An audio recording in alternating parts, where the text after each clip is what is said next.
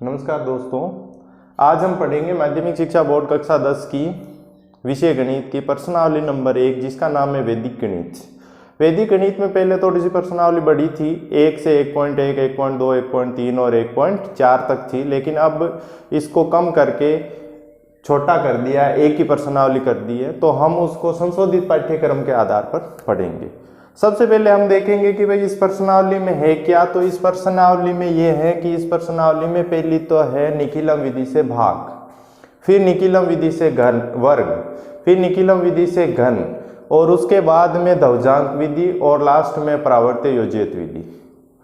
इन सभी के बाद में कुछ उदाहरण हैं। उन उदाहरणों में हमें शून्यम, साम्यम, समुच्चयम और परावर्त्य योजित विधि के जो अनुप्रयोग हैं वो दिए हैं। तो हम उनके हिसाब से उन उदाहरणों को भी पढ़ेंगे। तो देखो, सबसे पहले तो हम देखते हैं कि वैदिक गणित का अंक भार कितना है। तो अंक भार है हमारे वैदिक गणित का 4 नंबर का। 4 नंबर का कैसे कैसे है, 1 नंबर का प्रश्न आएगा, 1 नंबर का प्रश्न आएगा और 2 नंबर का आएगा। देखो 1 + 1 + 2 कितने होते हैं, 4। अब प्रश्न संख्या कौन सी आएगी, तो प्रश्न संख्या भी फिक्स है। फर्स्ट प्रश्न वैदिक गणित का आएगा इसमें, और उसके बाद में सेकंड प्रश्न भी वैदिक गणित का ही आएगा, और उसके बाद में 11वां प्रश्न भी वैदिक गणित का होगा आपके। अब हम पढ़ते हैं प्रश्नावली। देखो प्रश्नावली फर्स्ट, पहला प्रश्न है निखिलम विधि से भाग दीजिए। निखिलम विधि से आपको भाग देना है। तो निखिलम विधि से भाग देने के लिए आपको 3 खंड बनाने हैं।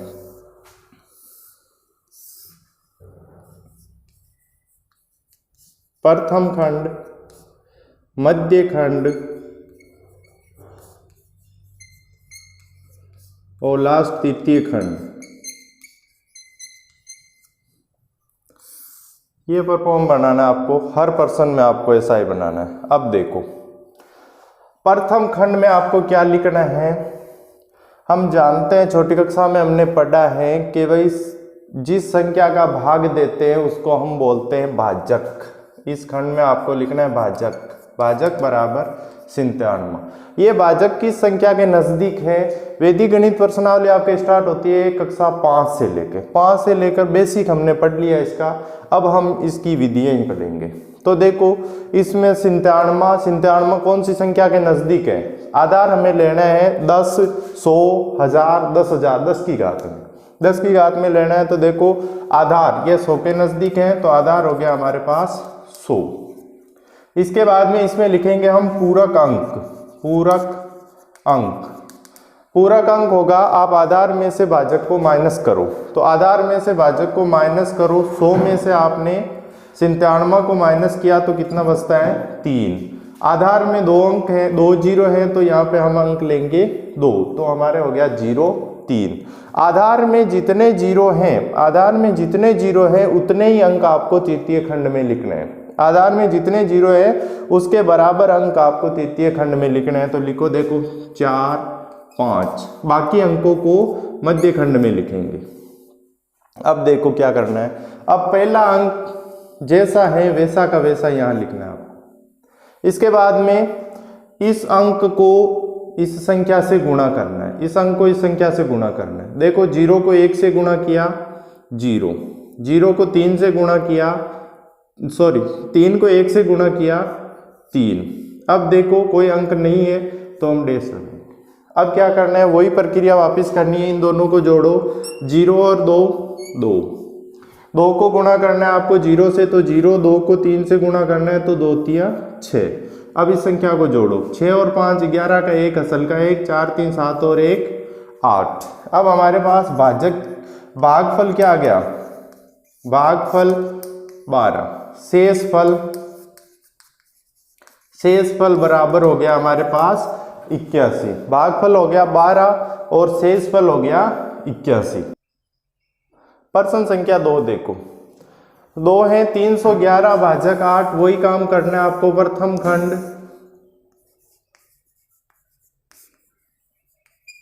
मध्य खंड,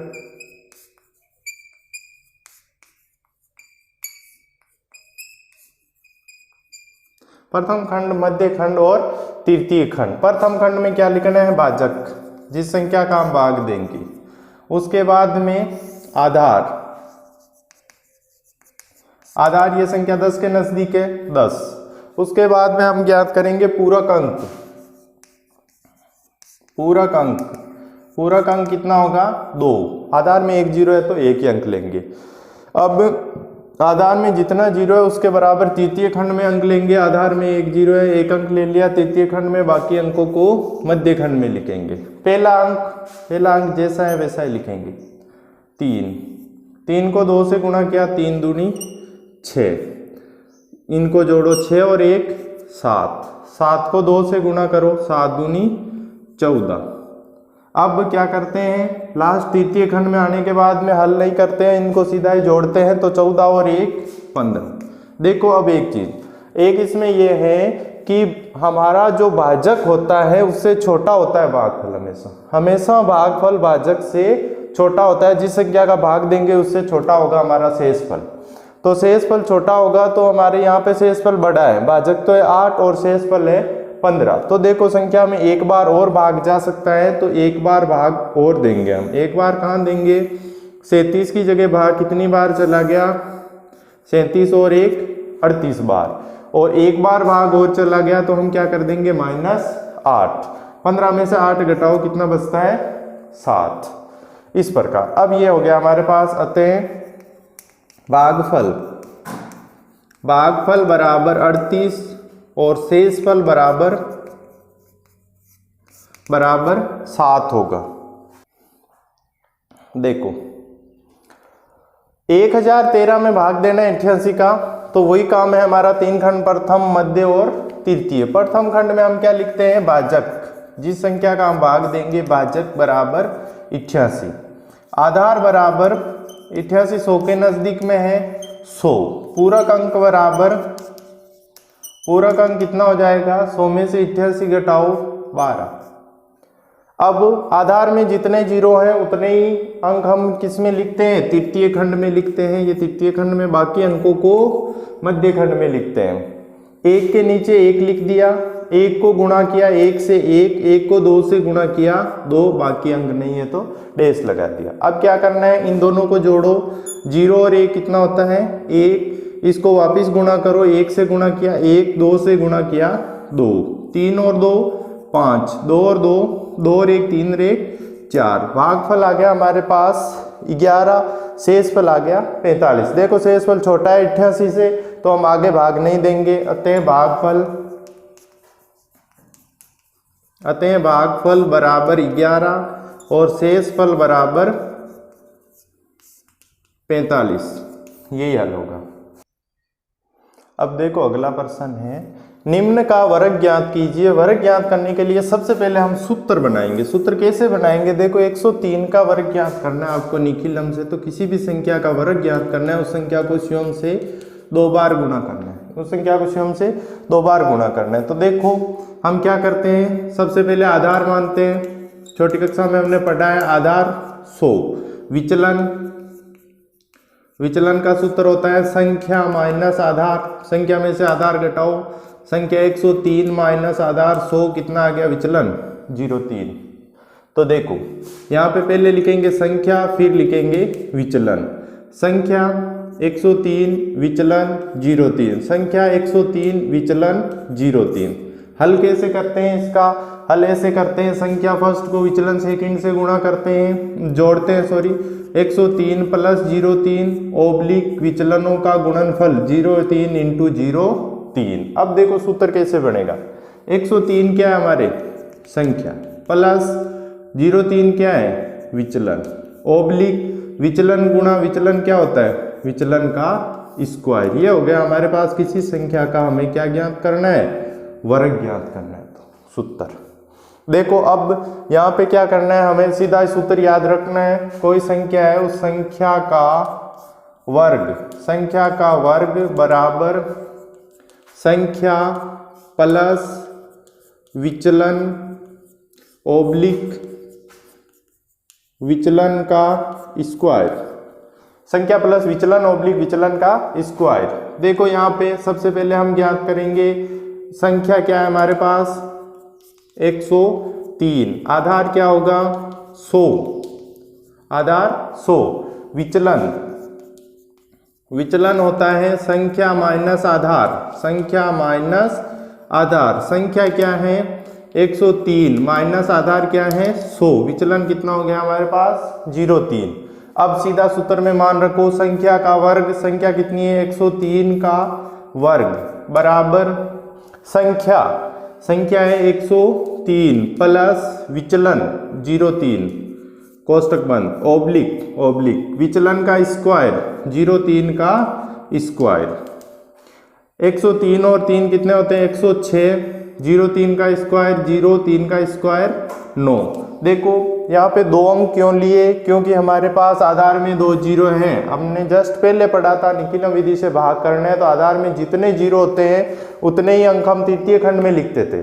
और इसमें क्या करना है, इसमें यह करना है कि जिस संख्या में जितने आधार में जीरो है उतने ही अंक हमें एक एक खंड में से लेने हैं। तो एक खंड में से 0,9 ले लिया, बाकी शेष जो बचता है। तो इसका हल क्या हो गया 103 का वर्ग 110,609। देखो 95 का वर्ग ज्ञात करना है, संख्या का वर्ग 95 का स्क्वायर बराबर संख्या 95 प्लस विचलन 5 ओब्लिक, सबसे पहले देखो आधार कितना आया, आधार 100, विचलन का सूत्र क्या होता है संख्या माइनस आधार, संख्या माइनस आधार 100 माइनस संख्या माइनस आधार 95 माइनस 100, 95 माइनस 100 बराबर आया माइनस का 5। तो संख्या प्लस विचलन माइनस 5 ओब्लिक विचलन का स्क्वायर माइनस 5 का स्क्वायर, 95 प्लस माइनस होता है माइनस 5 ओब्लिक माइनस 5 का स्क्वायर 25। देखो माइनस 1 की घात समसंख्या हो घातांक का नियम तो हल होता है प्लस का 1, माइनस 1 की घात विषम संख्या हो तो हल होता है माइनस का 1। अब 95 में से 5 घटाओ 90 ओब्लिक 25, 2 डिजिट लेना है क्योंकि आधार में 2 जीरो है तो हल हो गया 90 25, यही हल है। अगला है 204। 204 में देखो ना तो ये 100 के नजदीक में है ना 1000 के नजदीक में है, इन दोनों के बीच में है। बीच में है तो कोई संख्या जैसे 20 30 40 50 60 या 200 300 400 500 इस प्रकार है तो हम एक मानते हैं उपाधार। कैसे मानते हैं, सबसे पहले देखो आधार कितना है 100, आधार हो गया हमारे पास 100। उसके बाद में आधार, उसके बाद में हम मानेंगे उपाधार, उपाधार किसके नजदीक है ये 200 के। अब हम ज्ञात करेंगे उपाधार अंक, उपाधार बटावा आधार बराबर 2, उपाधार अंक कितना आया 2। अब हम ज्ञात करेंगे विचलन का वही सूत्र संख्या माइनस आधार होता है तो यहाँ पे हो जाएगा संख्या माइनस उपाधार, आधार की जगह अब हमें उपाधार काम में लेना है। संख्या 204 माइनस उपाधार कितना है 200, 204 में से 200 घटाया तो 4। अब देखो वापिस सूत्र संख्या का वर्ग बराबर उपाधार, यदि उपाधार हो तो उपाधार अंक कोष्टक संख्या प्लस विचलन, वही सूत्र है। इसमें एक ही चेंज हुआ है कि ये जो उपाधार अंक है वो पहले आ गया और विचलन का स्क्वायर। अब देखो संख्या क्या है 204, 204 का स्क्वायर, उपाधार अंक 2 कोष्टक संख्या 204 प्लस विचलन 4, विचलन का स्क्वायर 4 का स्क्वायर। 2 कोष्टक, सबसे पहले कोष्टक हल होता है 204 और 4 कितने हो गए 208 ओब्लिक 4 का स्क्वायर 16, 208 को 2 से गुणा करो 8 दूनी 16 2 दूनी 4 ओब्लिक 16। देखो आधार में कितने जीरो हैं 2 जीरो हैं तो कितने डिजिट लेंगे हम 2, तो 16 और 4, यही हल है।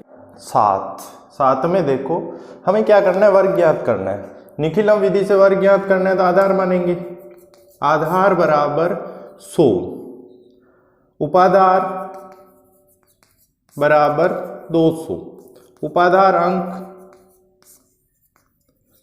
2, विचलन का सूत्र होता है संख्या माइनस उपाधार, संख्या माइनस उपाधार।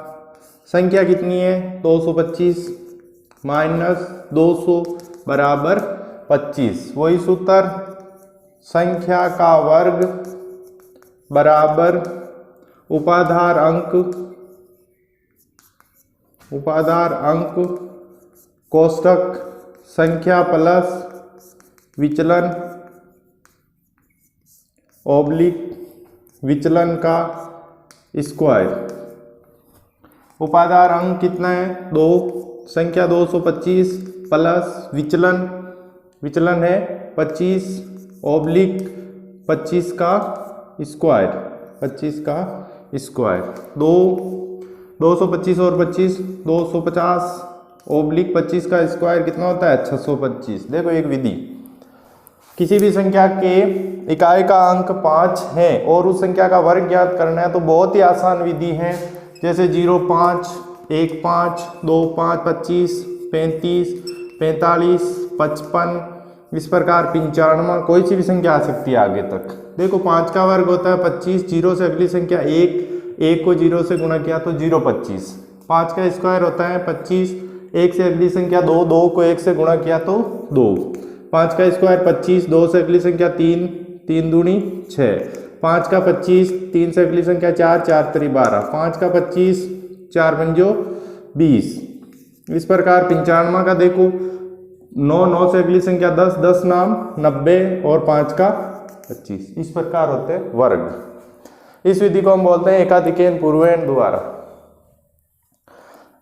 अब देखो 250 को 2 से गुणा किया तो 500 ऑब्लिक 625। आधार में कितने जीरो हैं 2 जीरो हैं तो हम कितने अंक लेंगे 2 अंक 25 और 6 इधर जोड़ो 500 और 6 कितने हो जाएंगे 506। यही हल है।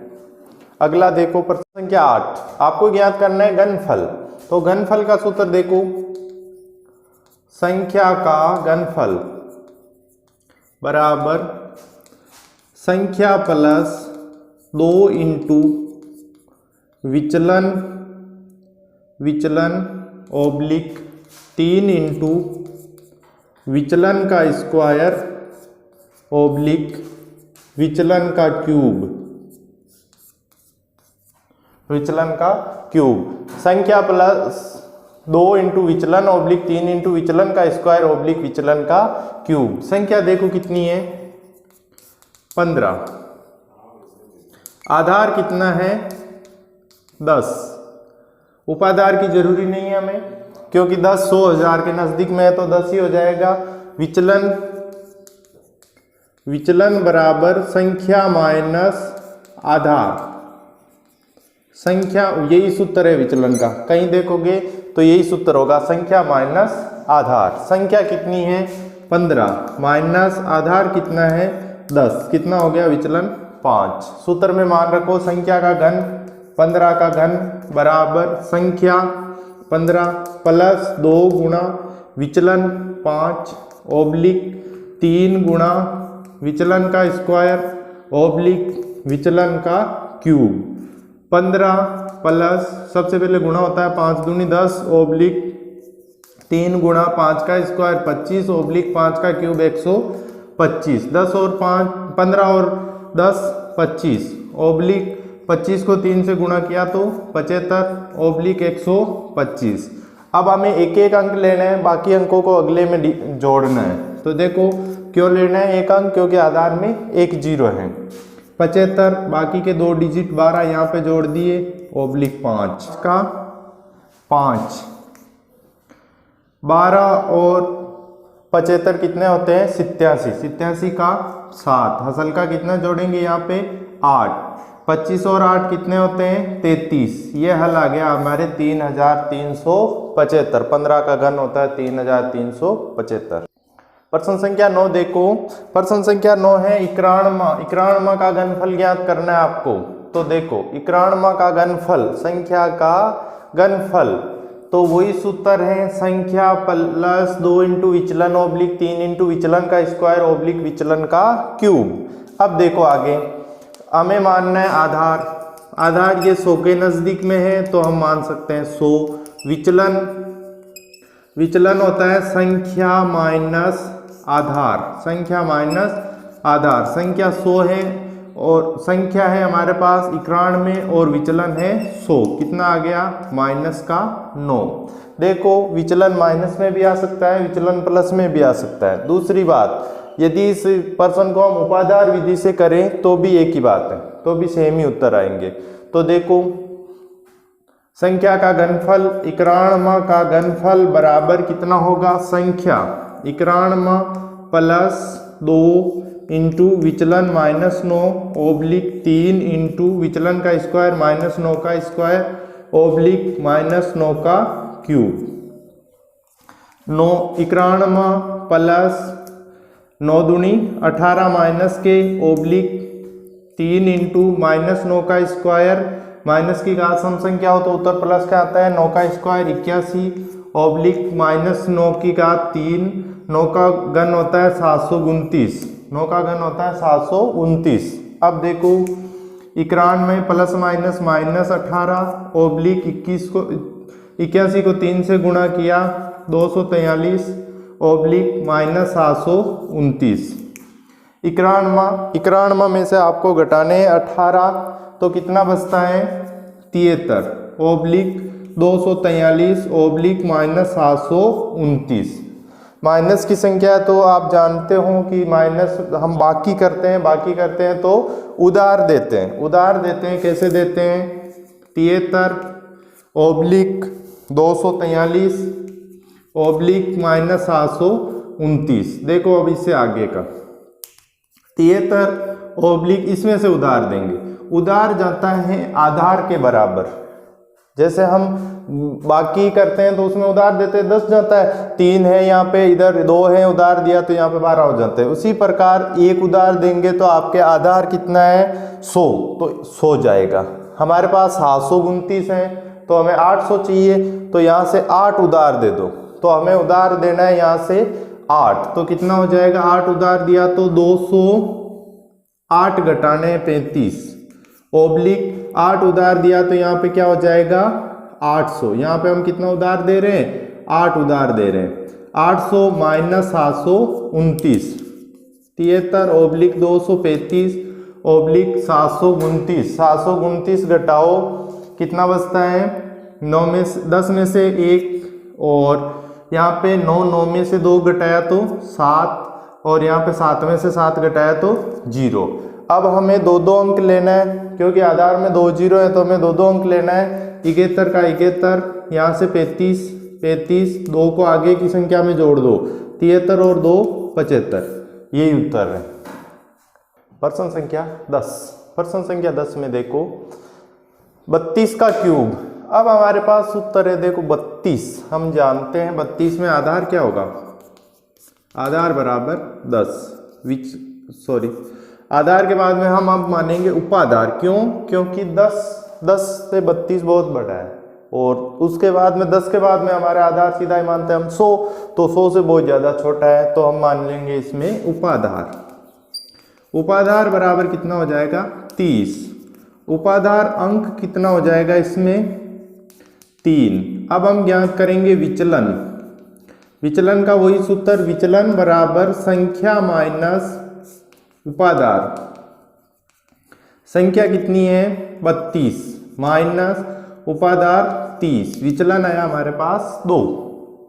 अब मान रखो संख्या का घनफल 32 का घनफल बराबर उपाधार का स्क्वायर, उपाधार अंक का स्क्वायर, उपाधार अंक कितना है 3 का स्क्वायर कोष्टक संख्या 32 प्लस 2 इंटू विचलन 2 ऑब्लिक उपाधार अंक देखो कितना है 3 इंटू उपाधार अंक इंटू 3 इंटू विचलन का मान कितना है 2 का स्क्वायर ओब्लिक विचलन का क्यूब, 2 का क्यूब। देखो वही सूत्र है, कौन सा सूत्र, संख्या प्लस 2 इंटू विचलन ओब्लिक 3 इंटू विचलन स्क्वायर ओब्लिक विचलन का क्यूब। ये सूत्र लगाया था हमने घनफल के लिए। अब हमें घनफल में आधार की जगह क्या चाहिए, उपाधार चाहिए। तो देखो उपाधार चाहिए तो उपाधार अंक का स्क्वायर हो जाएगा, यहाँ पे उपाधार हो जाएगा। इतना ही अंतर है, इसमें कोई अंतर नहीं है। सूत्र में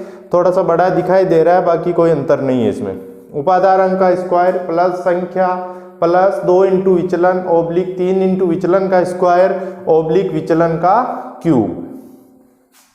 3 का स्क्वायर 9, 32 प्लस 2 दूनी 4 ओब्लिक 3 इंटू 3 9 इंटू 2 का स्क्वायर 4 ओब्लिक 2 का क्यूब 8। अब देखो 9 कोष्टक गुणा करो, 32 और 4 कितने होते हैं 36, 9 चौक के 36 और 8 एकम 8। अब हमें गुणा करना है 36 को 9 से, 36 को 9 से गुणा करो, कितना आएगा 324 ओब्लिक 36 ओब्लिक 8। अब देखो आधार में एक 0 है तो हमें एक एक डिजिट लेना है, बाकी के डिजिट को आप आगे जोड़ते जाओ। जैसे 8 ले लिया, 6 ले लिया, 3 को आगे जोड़ो, 3 और 4 7 2 3।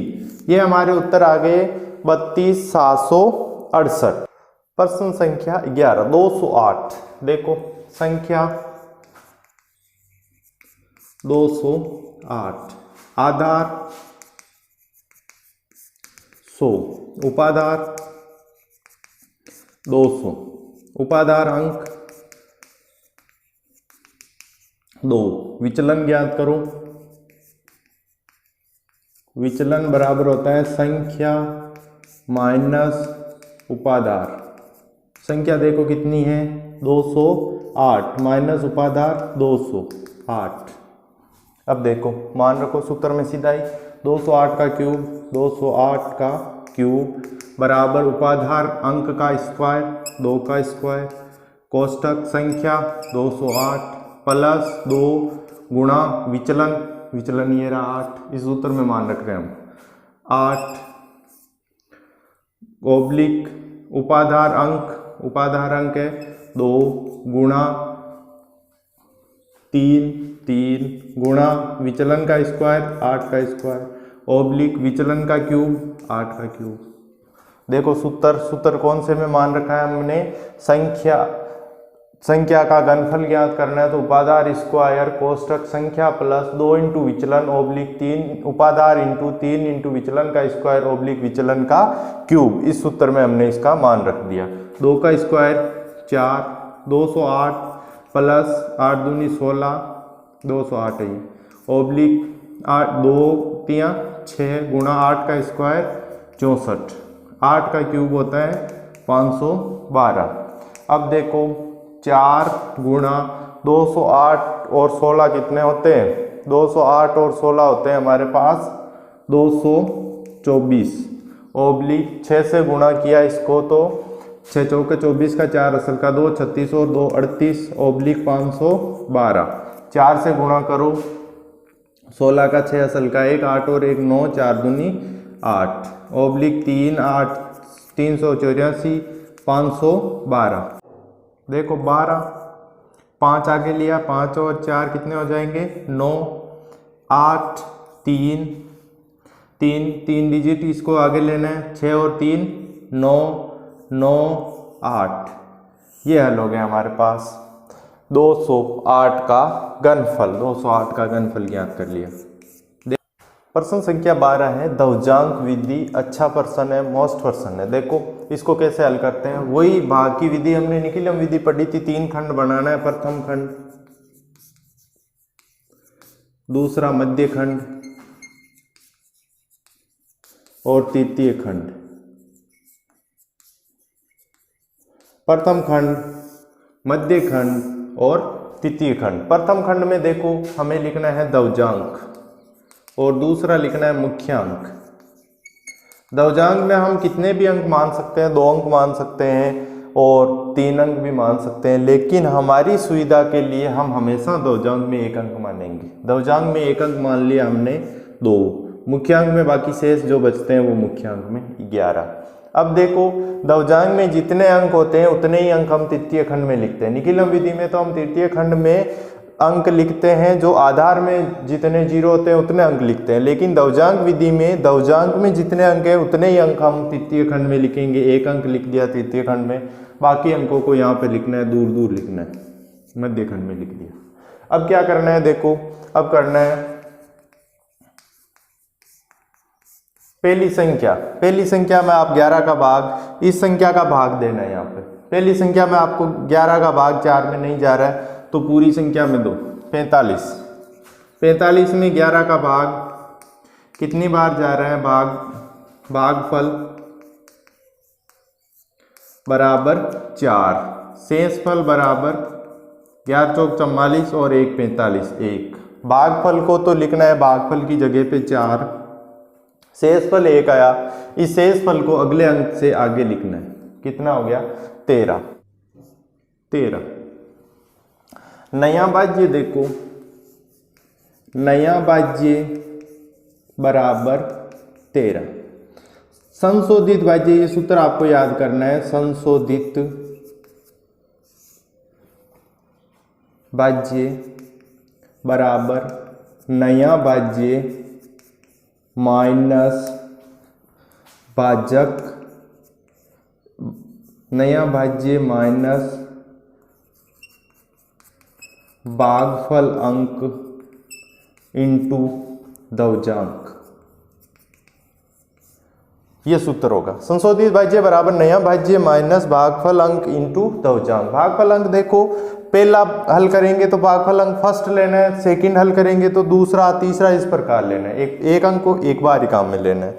अब देखो संशोधित भाज्य हम ज्ञात करेंगे, नया भाज्य हमारे पास कितना आया, 13 माइनस भागफल अंक कितना है, 4 इंटू दवजांक 2, 4 दूनी 8, 13 माइनस 8 कितना बचा, नया भाज्य हमारे पास आ गया 5। अब हमें 13 काम में नहीं लेना है, क्या काम में लेना है, 5 में देखो, 5 में आपको भाग देना है, किसका देना है, 11 का। 11 का भाग 5 में कितनी बार जाएगा,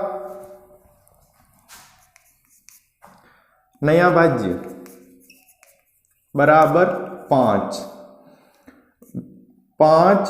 भाजक 11। किसी संख्या का भाग छोटी संख्या में देते हैं तो भागफल क्या आता है, 0, भागफल 0 बार भाग गया, शेषफल कितना बचा, शेषफल 5। तो भागफल तो हम यहाँ पे लिखते हैं 0, शेषफल यहाँ पे लिख दिया 5। तृतीय खंड में हम आते ही अब नीचे कुछ नहीं लिखना है, अब यहीं हल करना है। शेषफल देखो क्या होगा, संशोधित भाज्य करेंगे हम, वही शेषफल होगा। तो शेषफल देखो, नया भाज्य माइनस, यहाँ पे कर रहे हैं हम संशोधित भाज्य, संशोधित भाज्य, नया भाज्य कितना है हमारे पास, 52 माइनस भागफल अंक 4 तो ले लिया 0 इंटू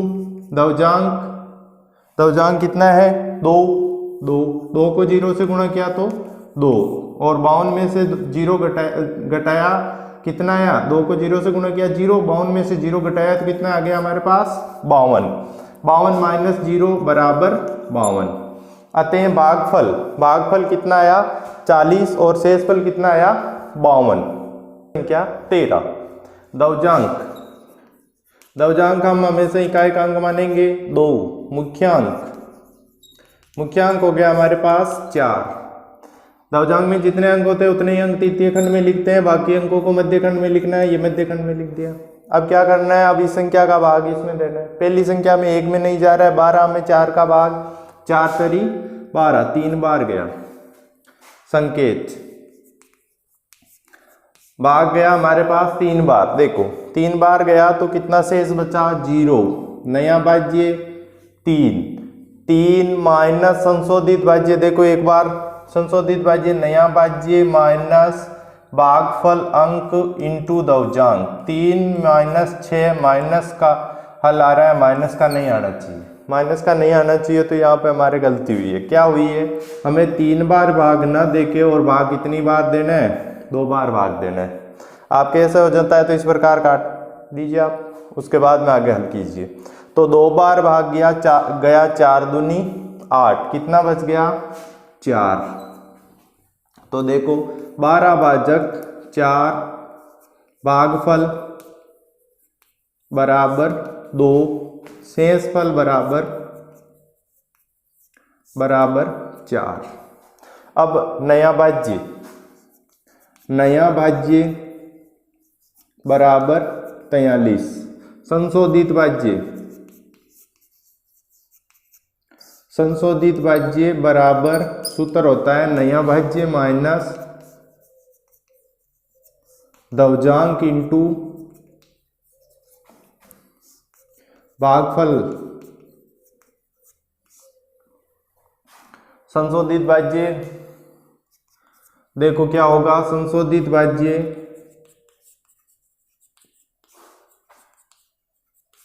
नया भाज्य 43 माइनस दवजांक 2 इंटू 2 इंटू 2, 43 माइनस 4 कितना आ गया 39। अब नया भाज्य हमारे पास आया 39। अब हमें 43 में भाग ना दे के भाग किसमें देना है 39 में। 39 में 4 का भाग, भागफल आया हमारे पास 9 चौके 36 9, और शेषफल आया 3। भागफल में हमने लिख दिया 9, शेषफल यहाँ लिखते हैं 3। अब हम यहाँ पे सीधा ही लिखेंगे शेषफल बराबर, यहाँ पे करो संशोधन दूसरा। तीसरी बात नया भाज्य बराबर 34, संशोधित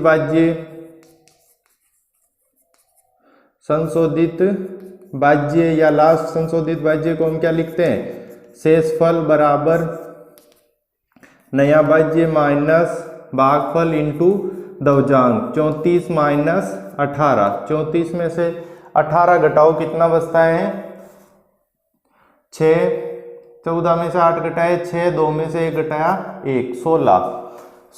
तो यहाँ पे हो गया हमारे पास 34 माइनस 18 बराबर 16। अतः भागफल बराबर 29 और शेषफल बराबर 16। प्रश्न संख्या 14, 9 8 7 6 5 भाजक 87 दवजांक। एक अंक लेने, इकाई अंक मुख्यांक 8। दवजांक में जितने अंक होते हैं उतने ही अंक इसमें लिखते हैं, तृतीय खंड में लिखते हैं। बाकी अंकों को मध्य खंड में लिखेंगे, 9 8 7 6 दूर दूर लिखेंगे। अब देखो 8 का भाग 9 में एक बार, 8 का भाग 9 में एक बार, शेषफल कितना बचा 1। नया भाज्य 18, संशोधित भाज्य हो जाएगा ना, नया भाज्य 18 माइनस संशोधित भाज्य। तो देखो लिखो संकेत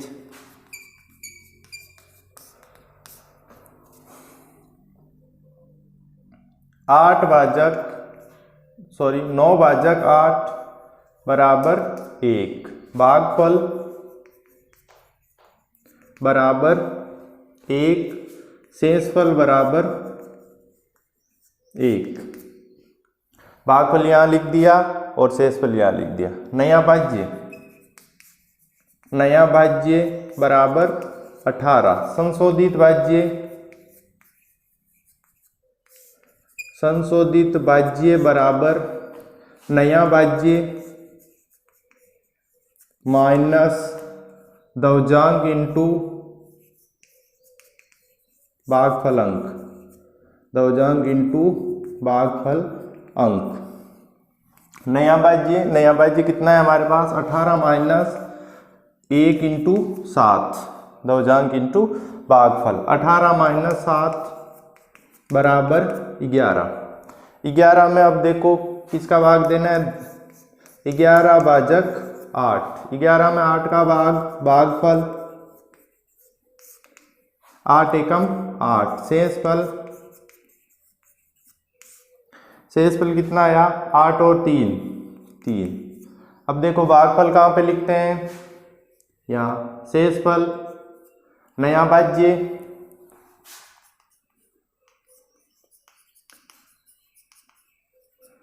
भाज्य आया 37। संशोधित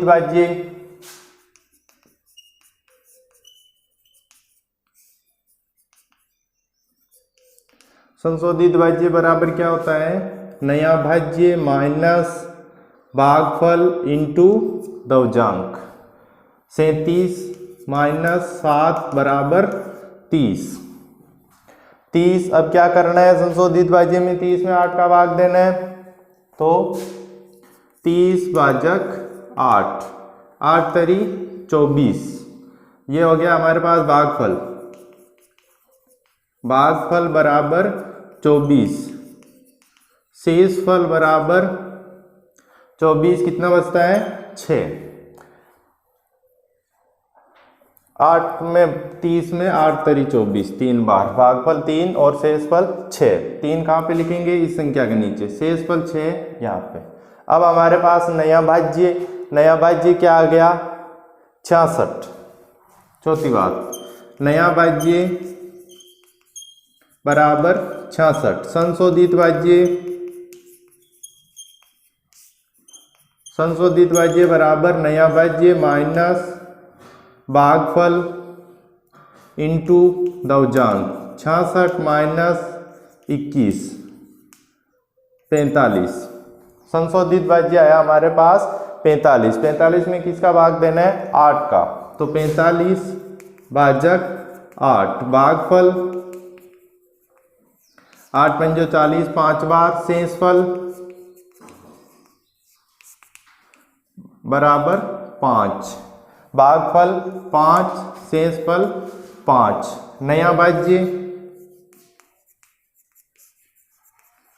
नया भाज्य बराबर कितना आया 55। अब हम लिखेंगे संशोधित भाज्य या इसको हम क्या लिख सकते हैं, शेषफल बराबर नया भाज्य, यहाँ लिख रहे हैं नया भाज्य माइनस दवजांक इंटू भागफल 5। 55 माइनस 35, 55 माइनस 35 कितना बचेगा, 55 में से 35 घटाओ, यहाँ पे देखो यहाँ लिख रहा हूँ मैं 20, कितना होगा 20। इसको यहाँ पे भी हल करना है हमें। शेषफल बराबर नया भाज्य माइनस 7 इंटू 5। 55 माइनस 35 बराबर 20। ये तो हो गया 20 शेषफल और 1135 हो गया हमारे पास भागफल। इस प्रकार हमारा प्रश्न संख्या 14 थोड़ा सा बड़ा है लेकिन सरल है, स्टेप वाइज स्टेप चलना हल हो जाएगा।